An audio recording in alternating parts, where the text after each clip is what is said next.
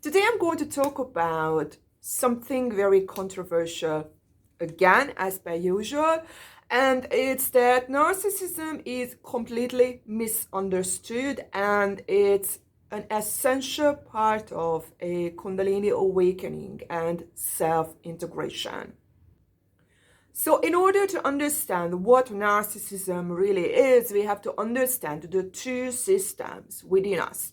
We have the body that is a sensing system. It senses energies and it is able to sense anything that is not us.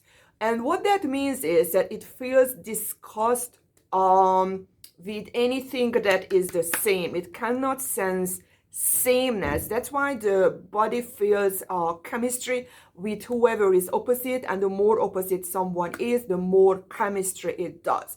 And that's why this part feels disgust towards sameness, and it feels self-hatred. And as an overcorrection of this system, we have the head.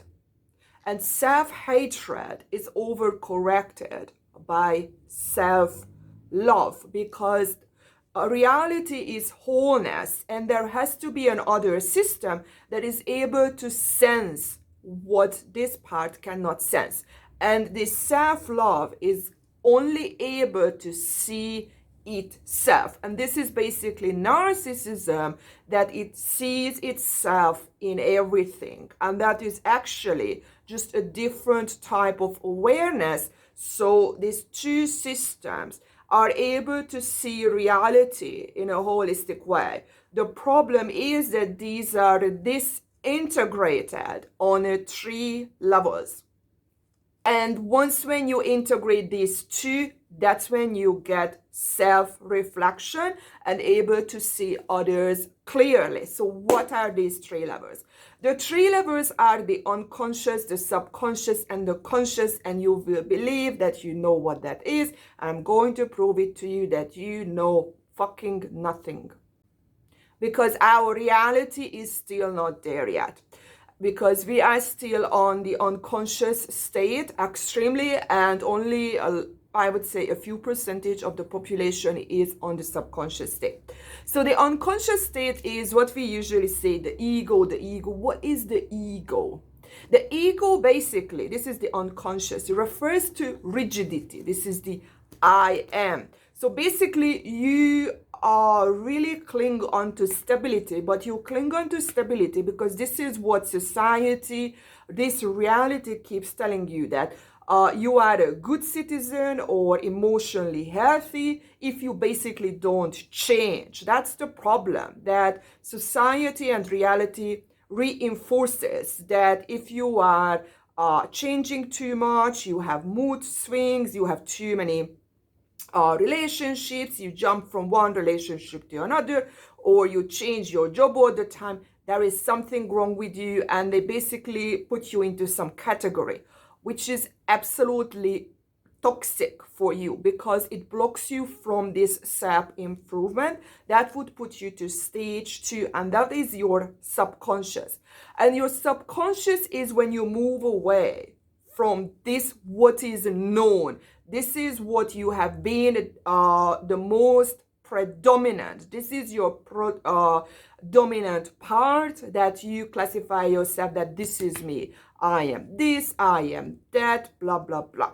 And when you move to the subconscious part, it's that when you don't know where to go. It's just, I hate this version of myself. So basically you go against yourself. You push down your ego, or which is basically the self, and you create something new that is going to be the opposite of that, because you don't know what is working. You just know that you don't want this. So what you are doing, you are basically overcorrecting, because when you don't know what to do, we generally do the opposite. And even when we are in relationships and the relationship fails, we tend to do that when we don't know, we don't have the conscious awareness how to see things objectively.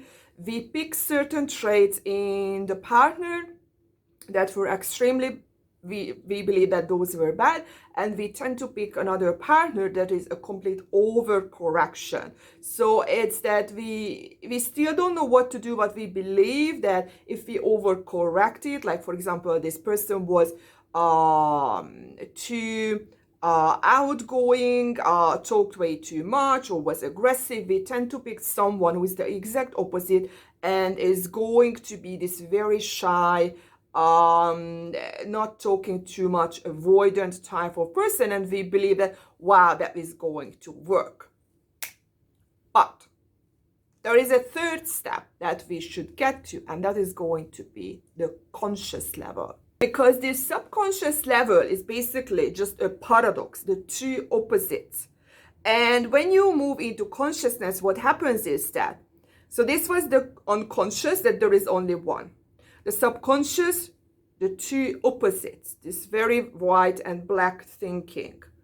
And then the conscious is that you see everything in between and you allow both to exist, because this is basically the two sides of the same coin. And your conscious is when you move to a completely observation way, because in between you cannot resolve. That's the thing in the system, that these things cannot be resolved, that is it this or is it that. You have to move to a different perception and see this duality from a different perception. And that different perception is the conscious state. And that's how you can connect and integrate these two. And this is when you see that it's not defined which side of the two coins, it's that there is only the coin, there are no sides. And this is where you need to go, because reality is lots of awareness systems, or we don't really exactly know what these are, but just imagine if these dualities could be solved within. The problem is that other things that outside of it wouldn't be able to connect together, so it would be a disintegrated system. So in order to be fully integrated, there had to be a system that these two need a third party that is able to integrate these two, and these three actually get connected. And this one is going to be the same as well, that this is a duality that can be only resolved with something else, that is also a duality, but it can be only resolved with something else. And this is how you create a wholeness, and this is how at the very end you are going to become all-knowing, you are going to become fully self-integrated, you are going to become whole, and you are going to be able to perceive everything equally and feel everything equally. So in conclusion, narcissism is a necessary step. That is the ability, I would say, like you are in the baby shoes, that you see yourself and you love yourself. And it's an overcorrection of this system, because if this system would be the only one that you hate yourself, we would all keep committing suicide all the time. That wouldn't be good. The system has to have an overcorrection that breaks these loops, because these are loops. But when narcissism is overly in the person, that is not healthy either, because then it becomes like, I'm God, or I'm like an idol, or whatever, and I'm better than anyone. And that's why they have to, these type of people, connect to this internal part where their pain is, that is also there. They are just disconnected, because this is what they try to overcorrect, because as I said, this is a duality as well, that I am terrible, I am awful, and they tend to repress that. So basically we are in a very I don't know what label to put, what type of a system, but once when we understand the algorithm behind it, all of us can become self-aware and get out of this hellish part where we just feel attacked